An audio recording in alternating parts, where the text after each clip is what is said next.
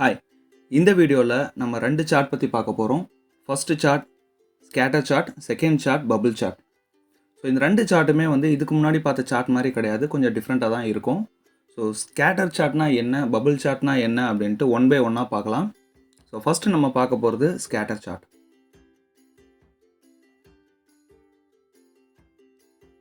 Scatter chart எதுக்காக நம்ம use பண்ணுவோம் அப்படின்னா, ஒரு ரெண்டு வேரியபிளை கம்பேர் பண்ணி இதோடைய ரிலேஷன்ஷிப் பாசிட்டிவாக இருக்கா அல்லது நெகட்டிவாக இருக்கா அப்படின்னு பார்க்குறதுக்காக நம்ம ஸ்கேட்டர் சார்ட் யூஸ் பண்ணுவோம். ஃபர்ஸ்ட் ஆஃப் ஆல் வேரியபிள்னா என்ன?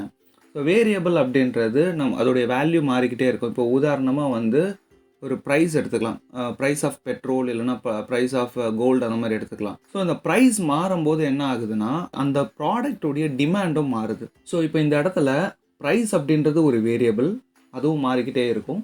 அண்ட் அதோடைய டிமாண்ட் அப்படின்றது ஒரு வேரியபிள், அதுவும் மாறிக்கிட்டே இருக்கும். இந்த இடத்துல ப்ரைஸ் அப்படின்றது ஒரு இண்டிபெண்ட் வேரியபிள் அப்படின்னு சொல்லுவோம். ஏன்னா அது டிமாண்டை டிபெண்ட் பண்ணி இல்லை, ஆனால் டிமாண்ட் இதுவும் வேரியபிள் தான், ஆனால் இது ப்ரைஸை டிபெண்ட் பண்ணி இருக்குது.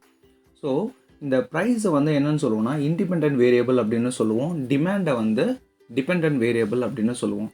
ஸோ இப்போ இதோடைய ரிலேஷன்ஷிப் எப்படி பாசிட்டிவாக இருக்கா நெகட்டிவாக இருக்கான்றது நம்ம எதை வச்சு நம்ம பார்ப்போம் அப்படின்னா, ஸோ ஒரு ரிலேஷன்ஷிப் பாசிட்டிவ் அப்படின்னா இண்டிபெண்ட் வேரியபிள் வேல்யூ இன்க்ரீஸ் ஆகும்போது அதோடைய டிபெண்ட் வேரியபிளும் இன்க்ரீஸ் ஆகும். அதே மாதிரி இண்டிபெண்ட் வேரியபிள் டிக்ரீஸ் ஆகும்போது டிபெண்ட் வேரியபிளோட வேல்யூவும் டிக்ரீஸ் ஆகும். இந்த மாதிரி இருந்துச்சுன்னா இது பாசிட்டிவ் அப்படின்னு சொல்லுவோம். பாசிட்டிவ் ரிலேஷன்ஷிப்க்கு ஒரு நல்ல எக்ஸாம்பிள் சொல்லணும் அப்படின்னா லா ஆஃப் சப்ளை எடுத்துக்கலாம். அதாவது ப்ரைஸ் இன்க்ரீஸ் ஆகும்போது சப்ளையும் இன்க்ரீஸ் ஆகும், ப்ரைஸ் டிக்ரீஸ் ஆகும்போது சப்ளையும் டிக்ரீஸ் ஆகும். ஸோ நெகட்டிவ் அப்படின்றது என்னன்னா அது அப்படியே ஆப்போசிட். உங்களுடைய இண்டிபெண்ட் வேரியபிளோடைய வேல்யூ இன்க்ரீஸ் ஆச்சுன்னா டிபெண்ட் வேரியபிளோடைய வேல்யூ டிக்ரீஸ் ஆகும். அதே மாதிரி இண்டிபெண்ட் வேரியபிளோடைய வேல்யூ டிக்ரீஸ் ஆச்சுன்னா இண்டிபெண்ட் வேரியபிள் இன்க்ரீஸ் ஆகும். உதாரணத்துக்கு லா ஆஃப் டிமாண்ட் எடுத்துக்கலாம். ஸோ ப்ரைஸ் இன்க்ரீஸ் ஆகும்போது டிமாண்ட் டிக்ரீஸ் ஆகும், ப்ரைஸ் டிக்ரீஸ் ஆகும்போது டிமாண்ட் இன்க்ரீஸ் ஆகும். ஸோ இதை நம்ம ஒரு பிக்டோரியலாக ரெப்ரசென்ட் பண்ணுறதுக்கு யூஸ் பண்ணக்கூடிய சார்ட் ஸ்கேட்டர் சார்ட்.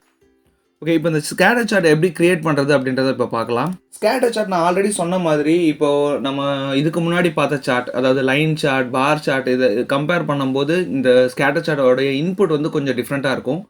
இப்போ இதுக்கு முன்னாடி உள்ள சார்ட்லாம் பார்த்தீங்கன்னா உங்களுடைய ஃபர்ஸ்ட் காலமில் டெக்ஸ்ட் இருக்கும், செகண்ட் காலமில் இருந்து வேல்யூ இருக்கும். இப்போ நம்ம கிரியேட் பண்ணுற சார்ட் எல்லாமே பார்த்தீங்கன்னா இந்த ஃபர்ஸ்ட் காலமில் இருக்கிற ஆர்டரில் தான் வரும். இப்போ உதாரணமாக இந்த ஃபர்ஸ்ட் காலம் தான் உங்களுடைய எக்ஸ் ஆக்சிஸாக இருக்கும், செகண்ட் காலம் உங்களுடைய ஒய் ஆக்சிஸாக இருக்கும். இப்போ இந்த எக்ஸ் ஆக்சிஸில் இருக்கக்கூடிய அதாவது இந்த ஃபர்ஸ்ட் காலமில் இருக்கக்கூடிய இந்த ஆர்டரில் தான் உங்களுடைய எக்ஸ் ஆக்சிஸில் இருக்கிற வேல்யூஸ் இருக்கும். பட் இங்கே அப்படி கிடையாது, அதாவது ஸ்கேட்டர் சார்ட்டில் அப்படி கிடையாது. ஏன்னா இதில் ரெண்டுமே நம்பர்ஸில் தான் இருக்கும். X axis and Y axis ரெண்டுமே ஜீரோலேருந்து தான் ஸ்டார்ட் ஆகும். அண்ட் ரெண்டு வேல்யூவோட இன்டர்செக்ஷன் பாயிண்டில் ஒரு சின்னதாக ஒரு டாட் ஒன்று வரும். அதே மாதிரி இந்த இன்டர்செக்ஷன் பாயிண்ட்லேயும் ஒரு டாட் வரும். ஸோ இந்த ஓவராலாக இந்த டாட் எல்லாமே எப்படி இருக்குது, அதாவது எந்த ஷேப்பில் இருக்குது அல்லது எந்த ஆங்கிளில் இருக்குது அப்படின்றத பொறுத்து நம்ம இது பாசிட்டிவ் அண்ட் நெகட்டிவ் அப்படின்றத நம்ம சொல்லுவோம். சரி, ஓகே, ஒரு ஸ்கேட்டர் சார்ட் எப்படி கிரியேட் பண்ணுறது அப்படின்றத இப்போ பார்க்கலாம். ஸோ ஃபஸ்ட்டு இந்த டேட்டாவை செலக்ட் பண்ணிக்கோங்க, இன்சர்ட் போங்க, இங்கே சார்ட்டில் ஸ்கேட்டர் பிளாட் அப்படின்றத கிளிக் பண்ணுங்கள். ஸோ இந்த மாதிரி உங்களுக்கு ஸ்கேட்டர் சார்ட் கிரியேட் ஆகிடும். ஸோ இப்போ இதோடைய ஆங்கிள் பார்த்திங்கன்னா இந்த டாட் எல்லாமே இதோடைய ஆங்கிள் எப்படி இருக்குதுன்னு பார்த்தீங்கன்னா உங்களுக்கு கீழே இருந்து, அதாவது உங்களுக்கு லெஃப்ட் ஹேண்ட் சைட்லேருந்து ரைட் ஹேண்ட் சைடு அப்படியே மேலே இன்க்ரீஸ் ஆகுது. அதாவது உங்களுக்கு எக்ஸ் ஆக்சிஸ் வேல்யூ இன்க்ரீஸ் ஆகும்போது ஒய் ஆக்சிஸோட வேல்யூ இன்க்ரீஸ் ஆகுது அப்படின்னு சொல்லுது. தட் மீன்ஸ் இது பாசிட்டிவாக இருக்குது. அண்ட் இதுக்கு பார்த்தீங்கன்னா ஒரு ரெக்ரெஷன் லைனும் நம்ம கிரியேட் பண்ணிக்கலாம். ட்ரெண்ட் லைன் அப்படின்னு ஒரு சார்ட் எலிமெண்ட் இருக்கு இல்லையா, அதை யூஸ் பண்ணி நம்ம ரெக்ரெஷன் லைன் கிரியேட் பண்ணிக்கலாம். ஸோ இதுதான் நம்மளுடைய ரெக்ரெஷன் லைன். இதோடைய ஈக்குவேஷனையும் நம்ம இதில் பிரிண்ட் பண்ண முடியும். இந்த ரெக்ரெஷன் லைனுடைய ஃபார்முலா என்னன்னா Y equal to A X plus B.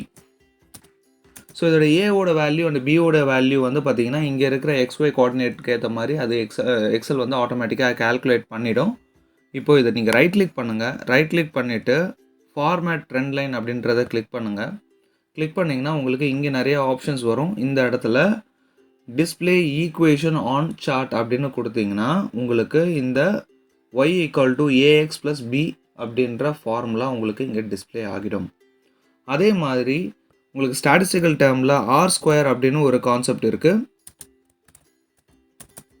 So இதோடைய கேல்குலேஷனும் உங்களுக்கு பிரிண்ட் பண்ணணும் அப்படின்னா இந்த ட்ரெண்ட் லைனை கிளிக் பண்ணுங்கள். இங்கேயே வந்து பார்த்தீங்கன்னா இந்த டிஸ்பிளே ஈக்குவேஷனுக்கு கீழேயே வந்து டிஸ்பிளே ஆர் ஸ்கொயர் அப்படின்ற ஆப்ஷனும் இருக்கும். இதை கிளிக் பண்ணிங்கன்னா உங்களுக்கு இந்த ஆர் ஸ்கொயரோடைய வேல்யூவும் வந்து உங்களுக்கு இங்கே பிரிண்ட் ஆகிடும். ஸோ இதுதான் வந்து ஸ்கேட்டர் சார்ட்.